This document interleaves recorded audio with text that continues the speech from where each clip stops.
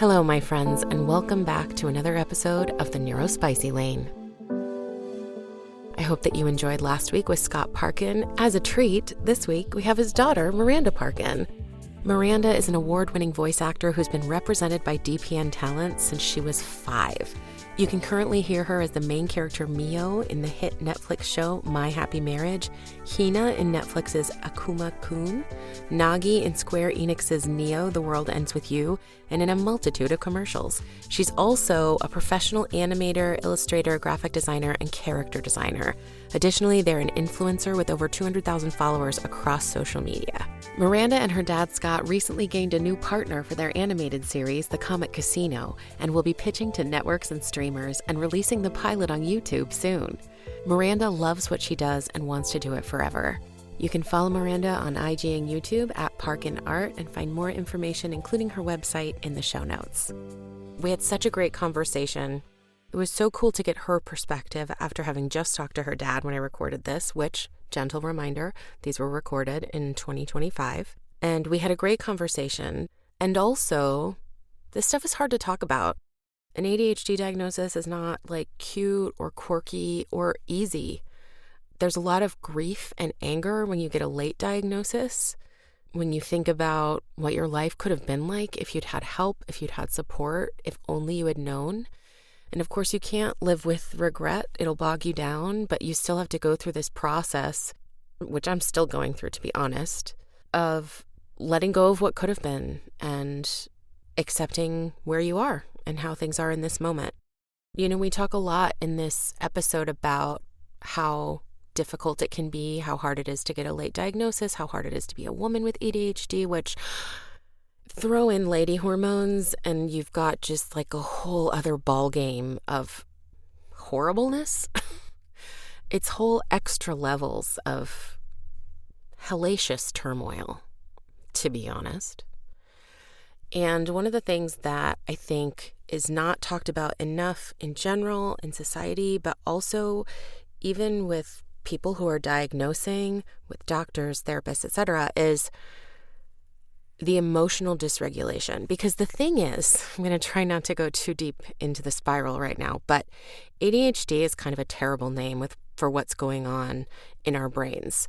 It's not a deficit of attention. It's a lot of different kinds of dysregulation.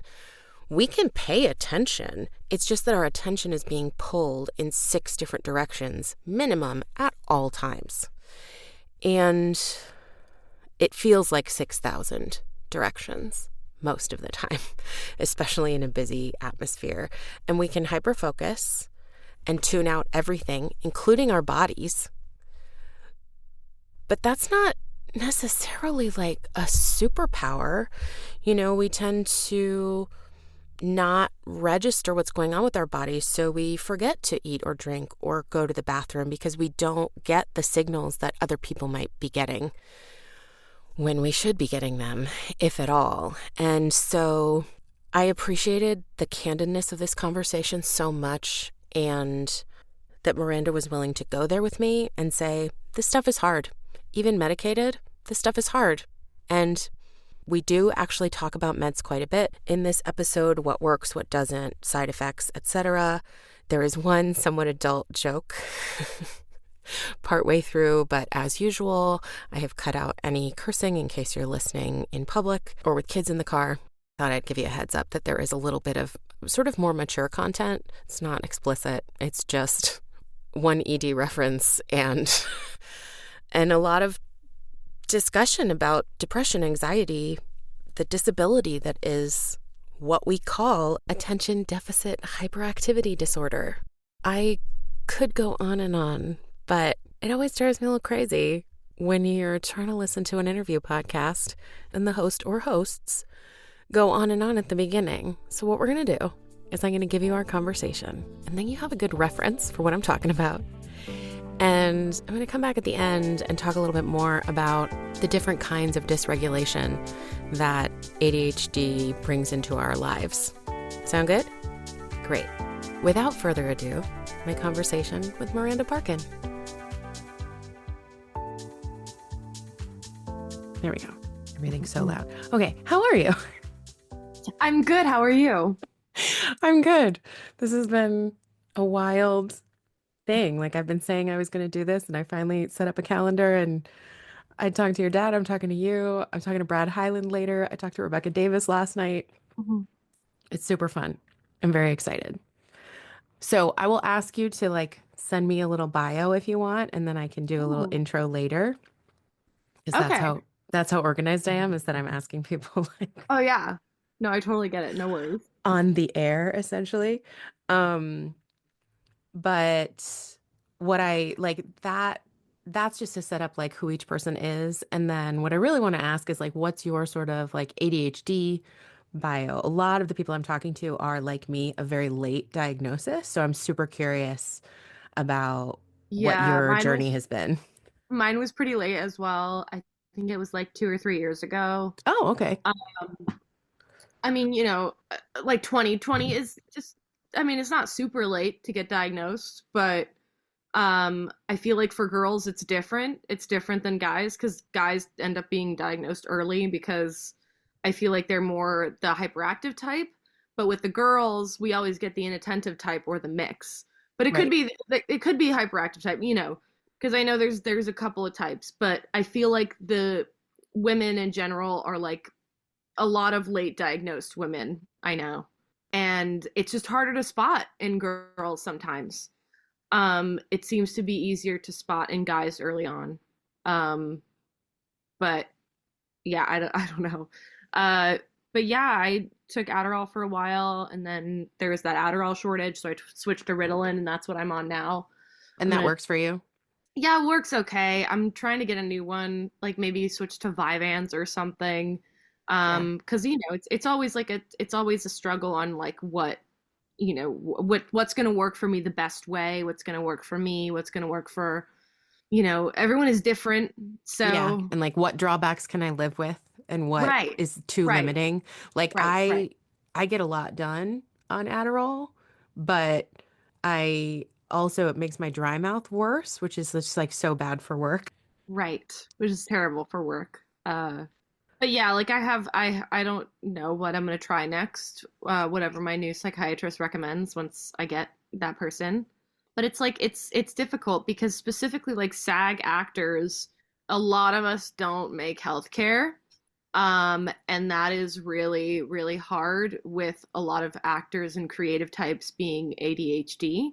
So there's a lot of us that are being, I mean, I'm on my dad's insurance right now. I'm not 26 yet, but at the same time, like there's a lot of people that I know like that are SAG actors, and I kind of worry. Like I'm like, oh, I hope they're making insurance so that they can get their ADHD medication because it is debilitating. It Yeah. is it is literally debilitating. And people are like, "Oh, like I love my ADHD. It's great. It's awesome." No, I would not wish this on my worst enemy. Truly. Right. I would not. I do have trouble with the people who are like, it's a superpower. I'm It's like, a superpower. No, it's not. No, it's not. and Uh-uh. I do think there's a spectrum too. Like there's people Oh who yeah. have some of the Yeah, tendencies, yeah, their yeah. brain kind of works that way, but it's not disabling. And then there are people who Right. it's like completely disabling. And I feel like Right. I'm Exactly. on the I'm on the disabled end. I completely agree with that. Like it's really difficult kind of coming to terms with it because I just didn't really think that I was that hindered by it. And then I called my dad when I took Adderall for the first time. I called him crying and I'm just like, "Dad, my brain is finally silent. I can actually do things. Like my brain is completely quiet." And it's just like it was so crazy to me being like, "Oh my God, this is how it should be normally." And this is how it should be. And Other I've people live like lived this? right. It's just like other people live like this. You guys don't have a million different voices in your head all the time. Yeah. Like, it's like it's a barrage, truly. And you have to tune it out by doing something else. Or I was crafting the other day. I was miniature painting with my buddies, and we were talking about how because we're all neurodivergent, so we're all like, "Oh my God, painting miniatures makes my brain go quiet." And so there's things like that you can do to kind of self-medicate in that regard. But as you can see back there, it's just my pile of stuff. Like you can't see this if you're listening to this, But it's just there's just a pile of stuff in the back, and there's a pile of stuff on my desk, and there's a pile of stuff in my closet, Yeah, and it's just I have a desk where like the keyboard, I mean, I'm on a laptop, but I have an extra right, keyboard down here and an extra keyboard in right. my booth. And so I can pull that out and type. So then the secondary surface gets Mhm. just covered in Yes. stuff. And before I got on the Zoom with your dad, actually, I just like picked up the piles and moved them to the dresser because Yep. I couldn't Yep. look at them anymore. hmm There's still hmm little piles, but the big piles are over there, Right. and I will deal And with them later, maybe. it's so hard because it is 100% debilitating, and I feel like some people don't understand that. They're like, "Oh, like you can't focus or something," or like Yeah. it, you can't really understand until you're like truly inside the brain of an ADHD person. Yeah. Um, And the and quiet there's thing with Adderall, I had the exact same experience. Like after a couple of days, I was just like, it's so quiet. And I hadn't known it was loud, you know? yeah, yeah, you don't realize it. And I was just looking back at myself, and I'm like, oh my God, this is why I had so much trouble in school. This is why I was depressed. This is why I had anxiety. This is why, and I would have done so much better in school. I would have, you know, I was one of those kids that would just shove everything in her backpack. And Obviously. obviously, because that's what you do, when you can't make room in your brain for anything else. And like organizing or whatever it is. And it's just like, I would have done so much better if I had gotten diagnosed early. I would have been a completely different person. And yeah, I am medicated, but it's not working like I want it to. So I'm trying to switch, but it's just a debilitating thing, and it hurts to live with it every day. But also, it inspires my creativity. I get hyperfixated on a show Yeah. or a movie, and I want to draw all of it. uh, and that has also helped my business. Yeah. Um, but on the other side of things, it's just like I'm spending the entire day, inside, and I don't have any energy for going out. And Mm. I want to go out, but I can't go out, but I want to, but I can't. And like, I just get this paralysis, which is a very common symptom for ADHD. You just have Yeah. paralysis The because you really, freeze and the right, the hide. freeze. Yeah. The freeze and the hide. And I do this thing, some people online referred to it as hiding up, where you just take a bunch of stuff and you like shove it in a bag and then in the back of your closet. Like, Hmm. I don't know. It's just, it's so difficult. So what led you to get tested and start figuring this out? Because I had just seen way too many things. Um, Actually, you know what? No, it wasn't that. Was it? It was, I was in an episode of depersonalization. I Hmm. got so anxious, and I felt like the words that were coming out of my mouth weren't my own, and I Mm. felt like I was in like a third person video game basically, or a first person thing, and I just felt, in Get Out where there's like the sunken place Yeah. when you feel like there's a tiny version of yourself like looking out. That Mm. was what I felt like for like 3 months. Oh my And gosh. it was really, really bad. And it got so bad that I went to a therapist because I hadn't done therapy in a really long time. So I was just like, hey, new therapist, I've been having this problem for 3 months and it's been terrible. And I got my therapist, I figured it out, I did it, and she was like, oh, you have ADHD. Like I described my symptoms. I talked to her about what was going on inside my head. My mannerisms, I guess, definitely contributed to her being like, yeah, that's ADHD for sure. And I just told her about all the things that I'd been struggling with, and my disorganization, my this, my that, my clutter, my hyper focus on projects, hyper fixations on TV shows and movies, uh, all of these different things I described for her. And she was like, yeah, you 100% have ADHD. And after that, I was like, yeah. And even before that, I had seen so many things online that were like, here, if you have these symptoms, you have ADHD. And I don't think that's a good way of diagnosing it, of course. I think self-diagnosing isn't awesome, but I think like if I just seen way too many things online way too many things about ADHD and what you do if you have it, or just all these symptoms. And I was kind of just looking into myself and thinking like, okay, so, if you had one or two of these symptoms, like maybe look into it a little bit, or and get some more research done, or you go to a therapist and ask, or if you have three or more of the symptoms, or and I tried to kind of justify it to myself and be like, okay, well, if you have these, then you maybe have it. Who knows? I don't know. But it kept being like every single symptom, like on every Yeah. single thing that I would read, or that I would see online, just casual. I wasn't even seeking it out. I wasn't being like, Right. I want an ADHD diagnosis, because there's people that want that for some Yeah. ungodly reason. But no, it was just things that would just kind of pop up online and just like, oh, that's weird. I have all of the symptoms of that. Cool, whatever. So I'd go down. I wouldn't seek it out specifically.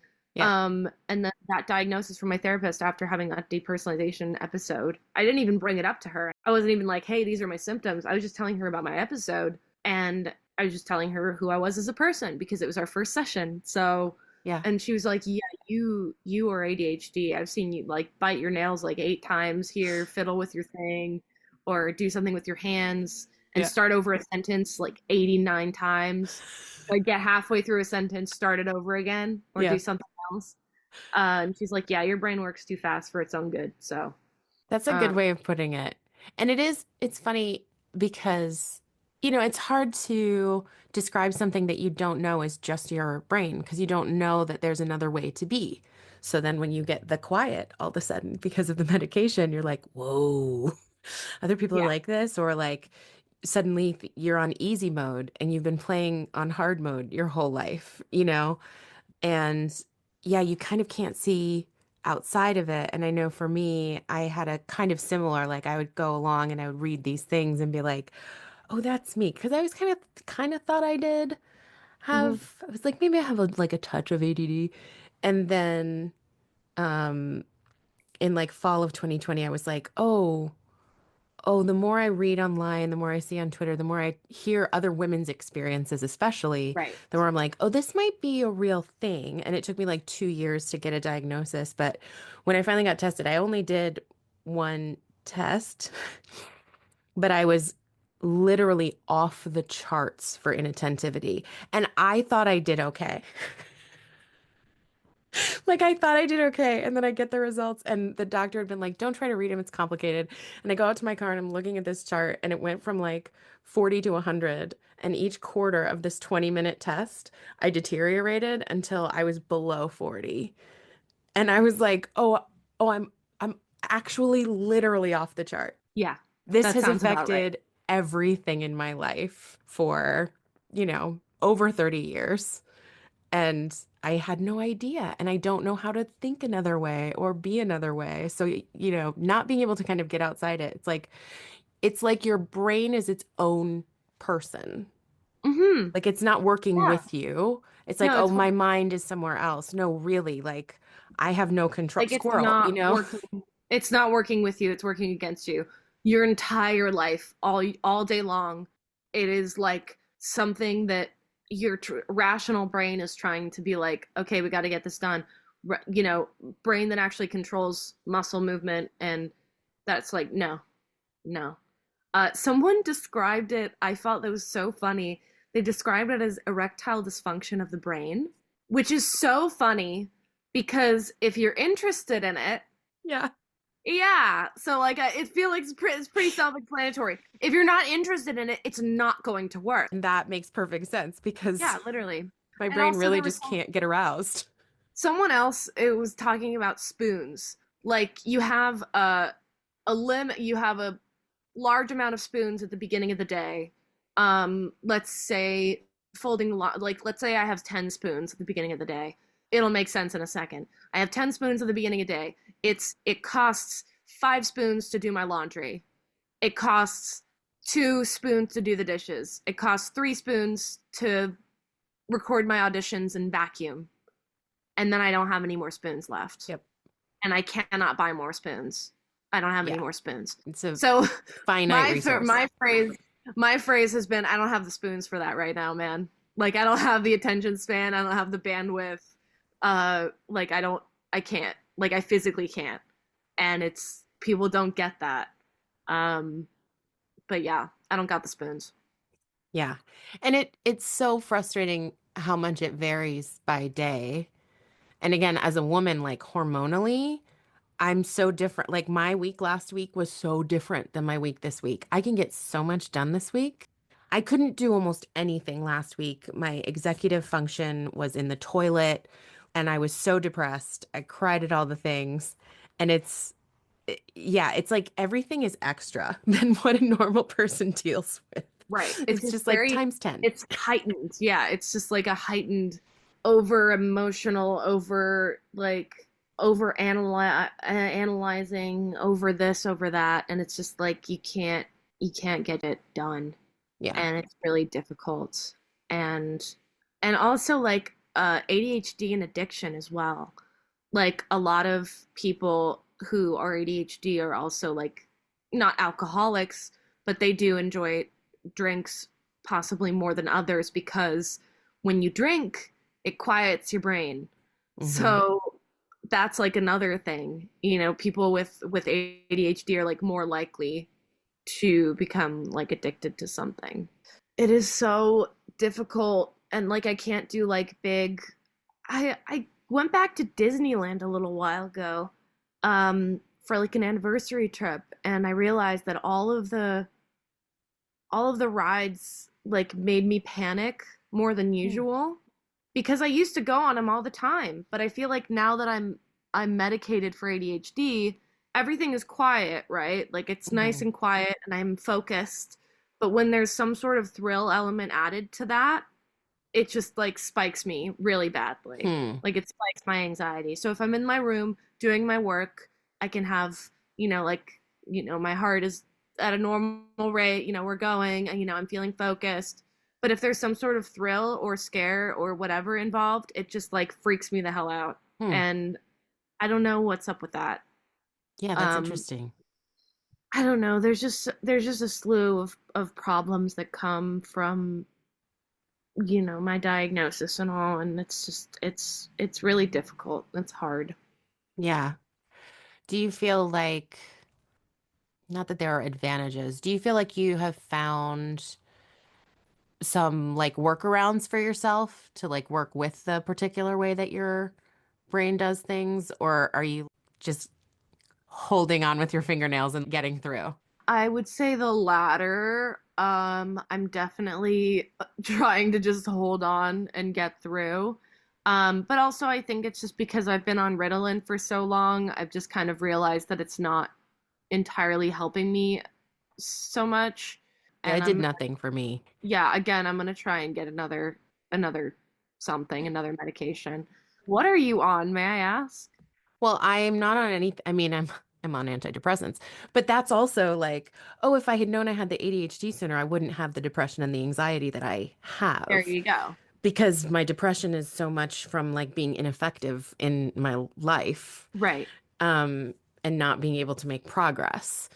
Yeah. Uh, I I don't have hustle in me. Like I I love to work hard at the things that I love, but I always feel like I've missed a memo and I always feel like behind everybody else. And I think that is a Right. lot the ADHD that like Yeah, that too. there are connections that I just don't get. And I so didn't, then yeah, I didn't make early on, or I didn't, or I just can't have. so I tried Adderall and then tried a higher dose and realized like I really wasn't sleeping and food was actually gross. Like it wasn't just kind of an appetite suppressant. Food actually seemed gross. So it was hard for me to eat and it was hard for me to sleep at like 30 milligrams. Oh, geez. So then Yeah. I finally got a chance. I think I had to try Ritalin before they would let me try Vyvanse because it's so expensive. And Mm. so I tried Ritalin a little bit, but it did nothing for me. It just gave me headaches. And then I tried Vyvanse, and that made me eat all the time, which was an interesting. I was like, I can't stay on this pill. And I didn't really feel like it was that effective. And then I went back to, I guess it was a year ago because it was like last March. I went back to trying Adderall at like 20 milligrams just because I needed to get things done. And it's like when I Right. take it, I can write an email, I can return a Yeah, phone call, exactly. Exactly. and that sounds so simple if you don't have brains like ours. But it's like, when you don't want to do something and you have ADHD, the best explanation I ever heard, and what made me go, oh, I have that, was it's like if you don't want to do something, it's like you come into a kitchen and someone turns a burner on, a gas burner, and says, put your hand on that.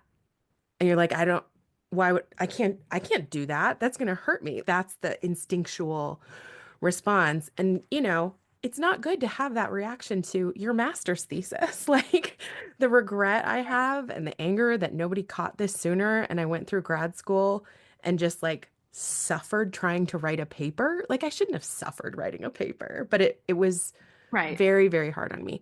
So anyway, I tried to go back on the Adderall last spring, but the dry mouth was bonkers, and that's just so bad for VO. And it messed with my temperature, like my body just like wasn't quite regulating very well. And I was in a play at the Right. time, and so that was a little bit unpredictable too. And I was like, I can't really try this while I'm doing the play, so I kind of had to wait.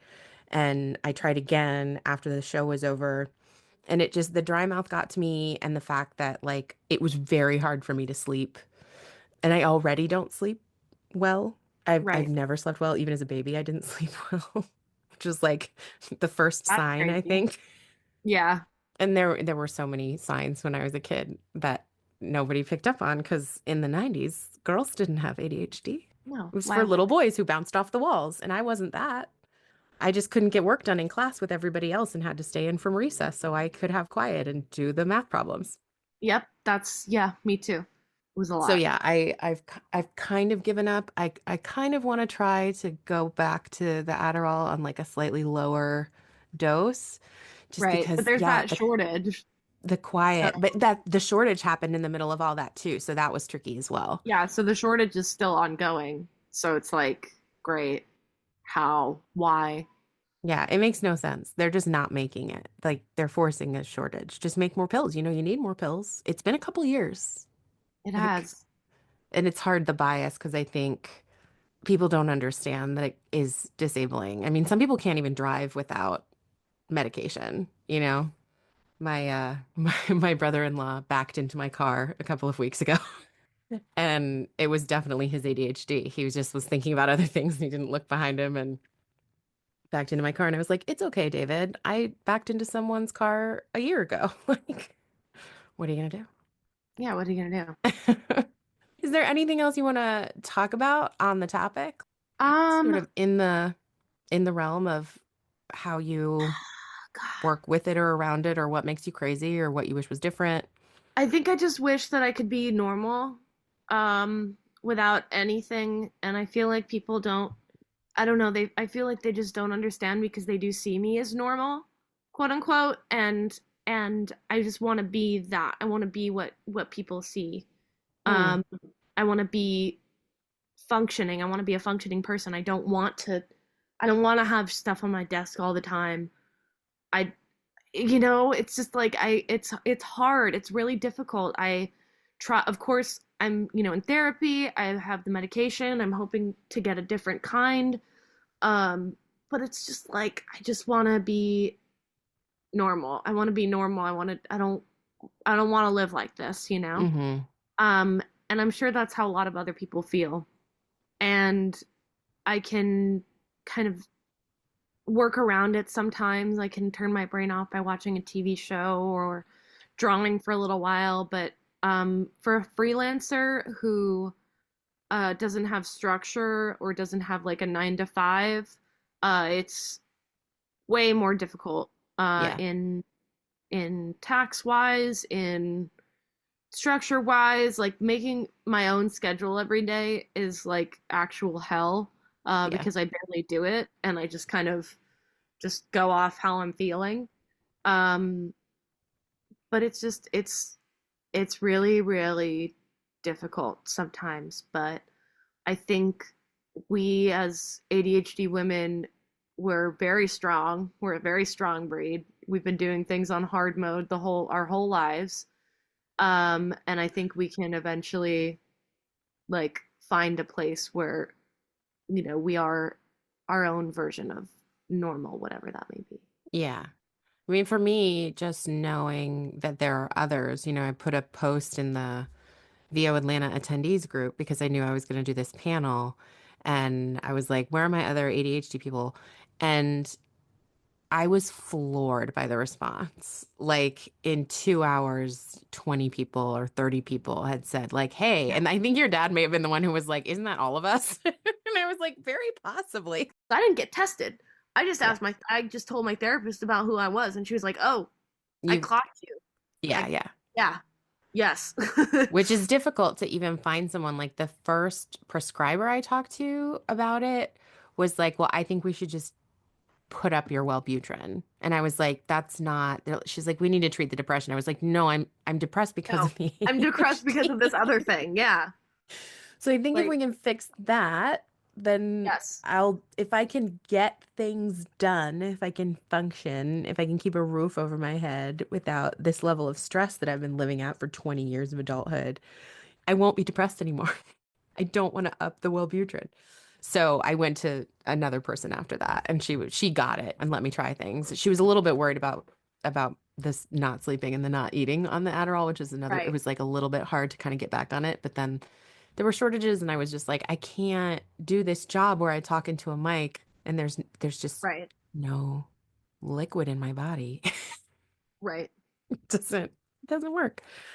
Um, but yeah, I think there is kind of growing solidarity, and I want to build solidarity. I mean, that's what this is about, you right. know, is just talking to people about how they cope and what it's like for them, and know that we're not alone in this. And some people, it's really surprising to me that they have ADHD because they are like so high functioning. And I'm super curious to talk to those people and be like, no, but really, how do you do Or like, how are all the you doing things? this?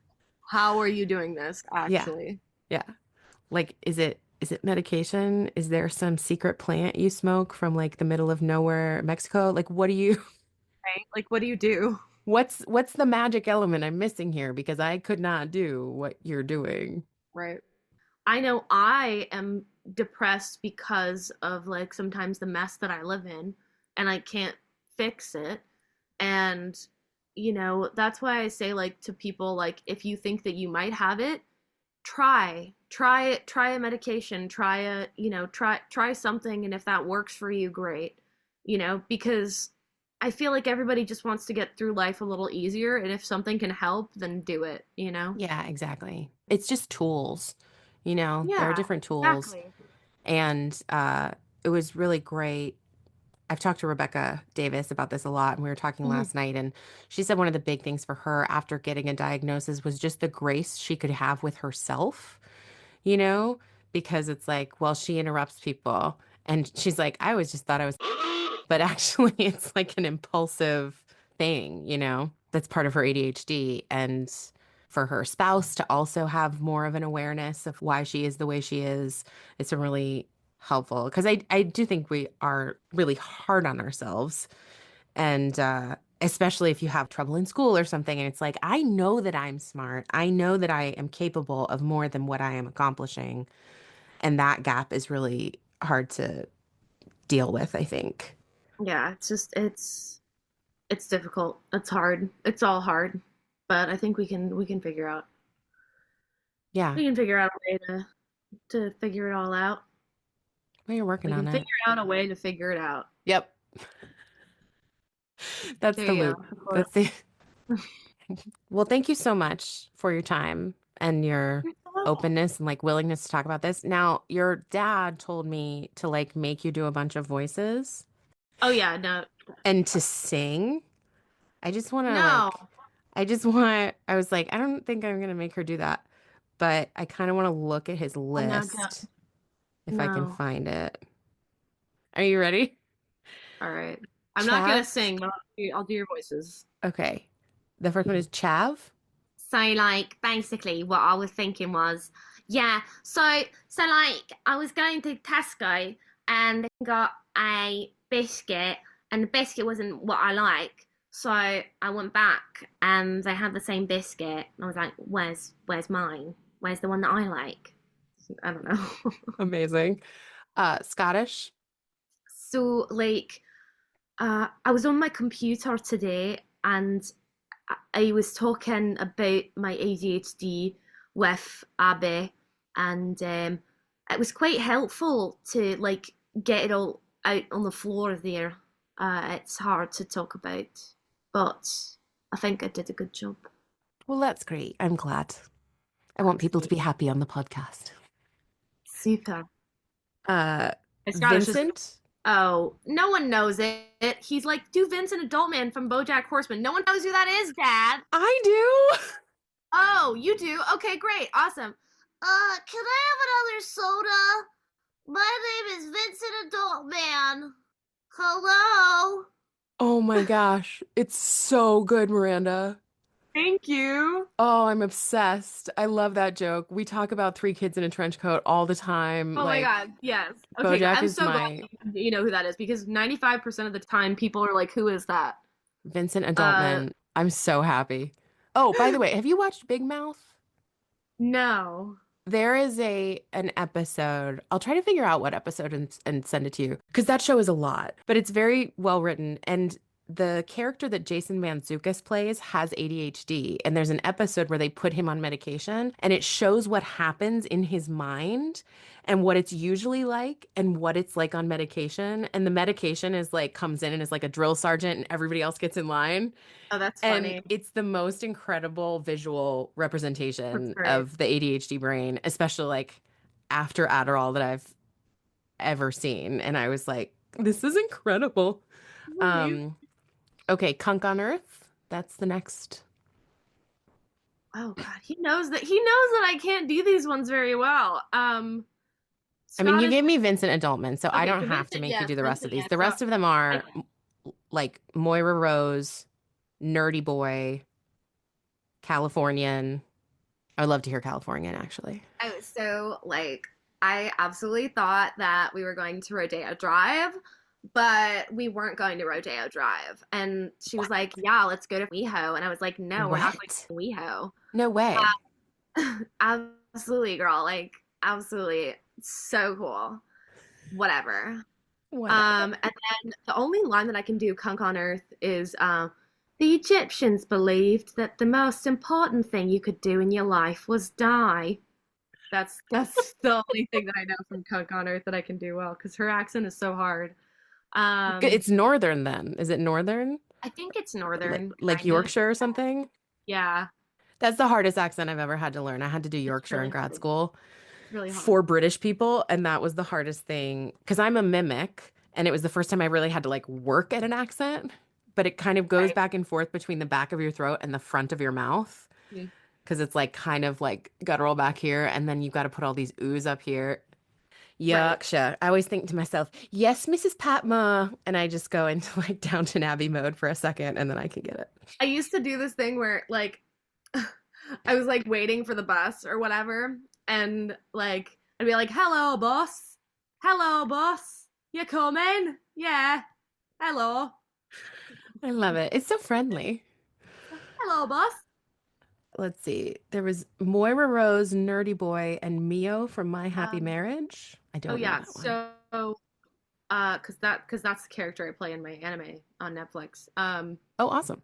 Yeah, Moira Rose. "Alexis, darling, could you be a dear and clean up the table?" I don't know. That's the best Moira Rose I can do. I haven't watched Schitt's Creek in like a million years. What's it? Herbertlingers, fruit wine, the muskmelon. It's that little lilt that she does that's Yeah, so it's so weird. It's so good though. melon. I love it. What a genius. Well, that's the list. He also told me to make you sing Carpenters. I won't do that unless you like really want to. No, I do not want to. Okay, He great. knows I don't like to sing. He knows that I don't like to do it. And He's like, yet- maybe if it's not me asking, it's a different story. Anyways, Is there anything you want to plug? my anime on Netflix, My Happy Marriage. Go watch it. Okay, great. And the character you play is Mio. She's the lead. awesome. She sounds like this Lord Kudo, please don't go. Oh, Lord Kudo. She kind of sounds like that. Very whispery. Very Incredible. nice. Very cute. I love that. Oh, well, I think that's a great note to end on. Thank you for playing along. I'm so glad you sent me this list now. Oh my God. Yeah. I don't know if you'd be down for it. But I mean, that is part of the, I mean, if I could get rid of it, I would with the ADHD. But at the same time, being able to jump between things, being a mimic, Right. that I do like. That I do like. Yeah. Yeah. All right. Well, thank you so much. I'm going to stop recording if I can figure that out. Awesome. Okay. Well, it was lovely Thank you so talking much. with you. And I will hopefully talk to you soon. And that was my conversation with Miranda Parkin. Wasn't that great? I'm glad that we were able to finish on a light note. And I hope you enjoyed the impression. And my thanks again to Miranda for talking to me so openly, and also to Scott for connecting us and for sending that list of impressions. I fully enjoyed it, as you can tell. I realize these episodes have come out a little bit willy-nilly. That's just kind of where my life is right now and my ability to do this. It actually takes a lot to decide exactly what I want to share, and it's harder than expected to sort of put all of this out into the void of the internet. So if you're sticking with me, if you're still listening, I really appreciate you. I thought I was going to try to put this season out on Mondays and Thursdays, and then I realized that Mondays are kind of a glut of podcasts and who has the time. So I will probably be shifting toward Tuesday and or Thursday for the rest of at least this season. And the best way to stay updated is to follow the Neurospicy Lane on Instagram. You can also follow me on Instagram. Obviously, I'll be reposting whenever there's a new episode, but there will be a little bit more podcast content on the official account. Hopefully, if you're listening to this, you are already subscribed, but if not, I hope you'll subscribe because there's really cool conversations upcoming. If you haven't listened to the rest of this season yet, I hope that you will. It's only a few things to catch up on. And now that that sort of housekeeping is out of the way, I do want to return to this idea of dysregulation in folks with ADHD. We have trouble with temperature regulation, attention regulation, hormone regulation, etc., etc., etc. PSA, because it's summertime right now, as I'm recording this, if you take certain drugs like antidepressants, like stimulants, please make sure that you're staying hydrated because those do dehydrate your body and you're at a higher risk for heat stroke. Take care of yourself, be safe out there, drink a lot of water. If you're a voice actor, you're probably already staying pretty hydrated, but just, if you're not a voice actor and you're not paying attention to it, be careful out there, kids and grown-ups. Come on. So to go back for a moment to dysregulation, emotional dysregulation is one of the hardest parts of ADHD, and people aren't talking about it a whole lot, and it's something to be aware of. I have family members who are also on the ADHD spectrum, some of whom are diagnosed, some of whom are not, and a couple of the kids in my family really had a hard time with emotional regulation when they were little. Now we know they have ADHD. It all makes sense. But we didn't then. When I was little, I think when I was emotionally dysregulated, I tended to hide it and be a good little Christian girl, which is probably part of why I have so much rage now. I do feel very She-Hulk virtually all of the time. Like, I'm always angry, and I still have to function as a human being, a woman in society. So what are you going to do? Emotional dysregulation for me continues to this day. And it can feel really embarrassing to know that you're having what's going to look like an outsized reaction to something, and you can't help it, and you kind of have to let yourself go through it. And I'm not saying throw a temper tantrum in a grocery store.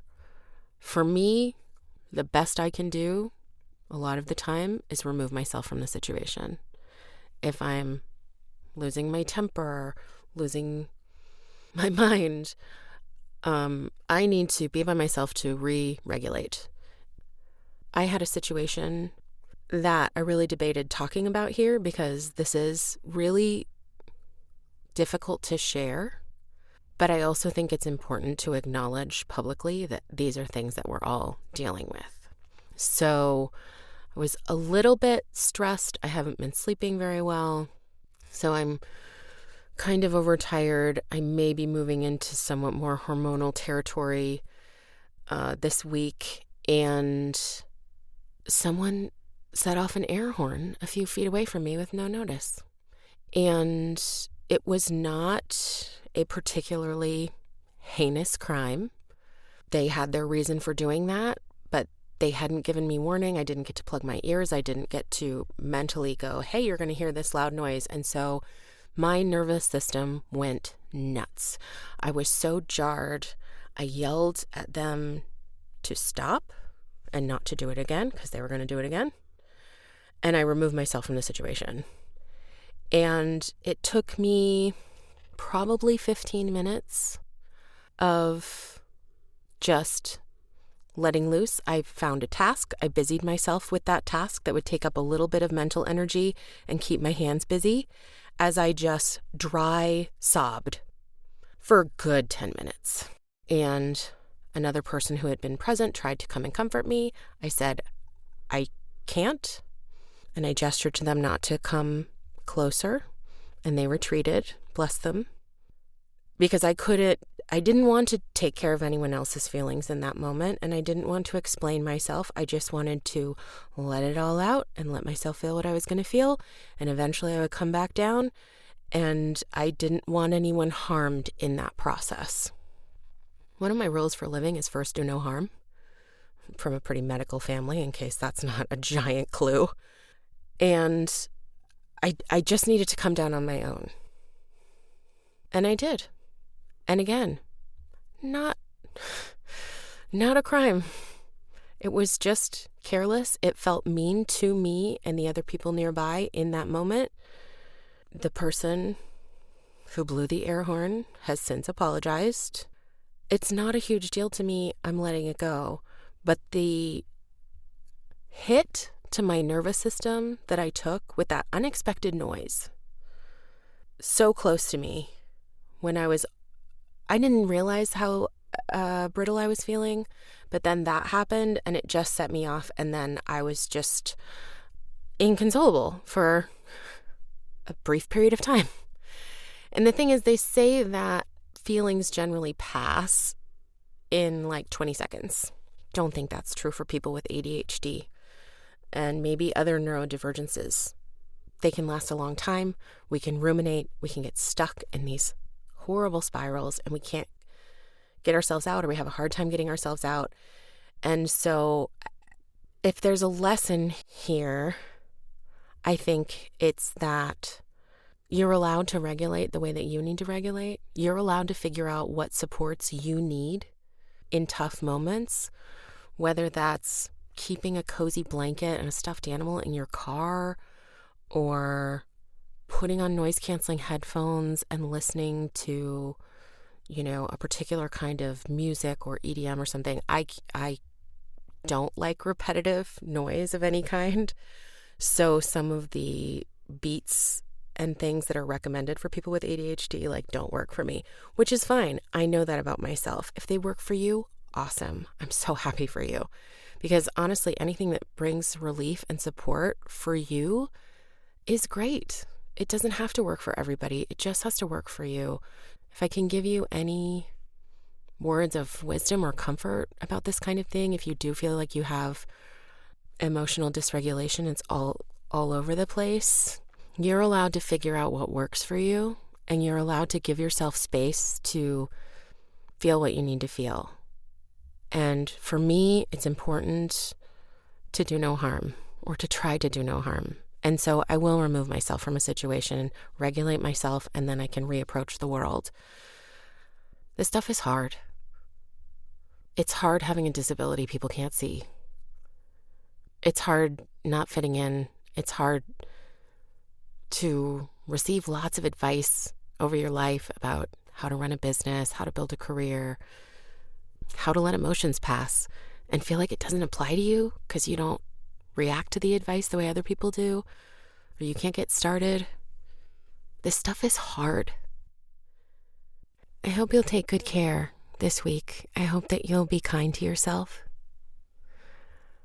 I hope that you will first do no harm to yourself. It can be hard when you've lived with a lot of shame to relearn how to speak to yourself, but I do think that it's really important. One thing that helps me is that when a friend is stuck in a loop, I'm a very loyal friend, and I really come to bat for my people. And if a friend is having a lot of negative self-talk, I'll straight up say, hey, don't talk about my friend like that. And that's helpful for me too, when my friends say that to me, or when I can grasp that concept on my own. Because the truth is, most of us are out here trying to do our best most of the time.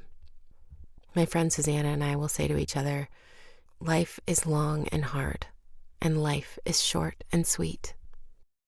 Both are true. So I hope you take good care this week, and I hope you find something to savor.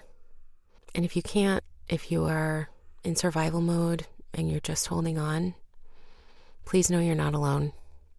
Thank you for sharing this space with me.